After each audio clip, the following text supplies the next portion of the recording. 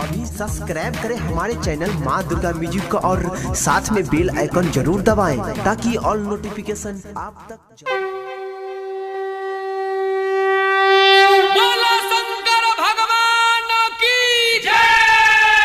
Audio द power recording studio Sitamarhi.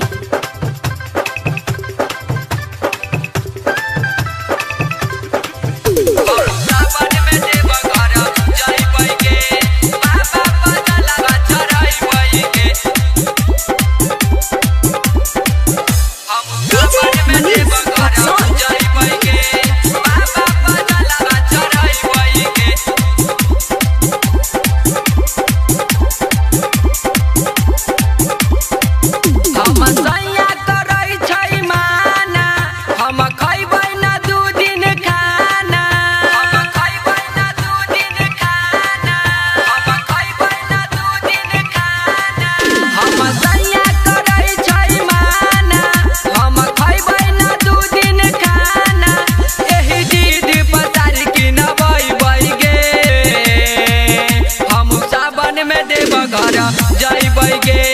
बाबा पजलवा चढ़ई गे हम सावन में देव घर जय गे बाबा पजलवा चढ़ई गे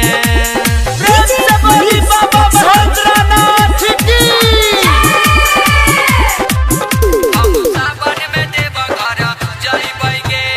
बाबा पजलवा चढ़ई गे देखी के मुँह छुपा ले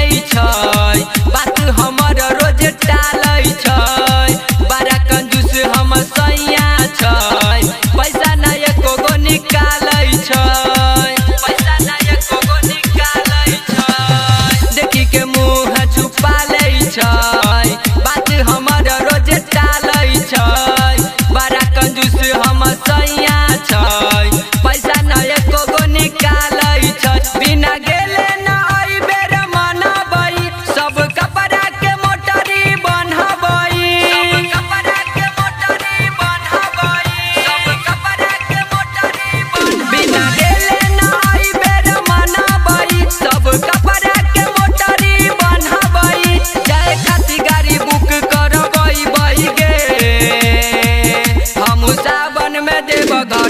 जय गे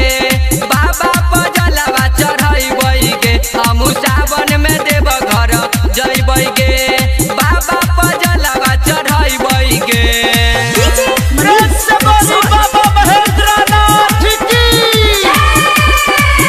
हम सावन में देव घर जय गे बाबा पजलवा चढ़ई गे रहै छै मलिक राकेश के साथ मानै छी हरदम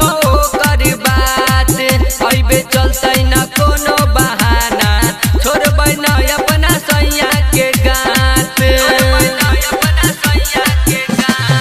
रहै छै अभिनय अभय के साथ मानै छी हरदम ओकर बात अइबे चलते न कोनो बहाना छोड़बै न अपना सैया के गात नहीं जैते त जइबै अकेला बड़ भारी लगै छै मेला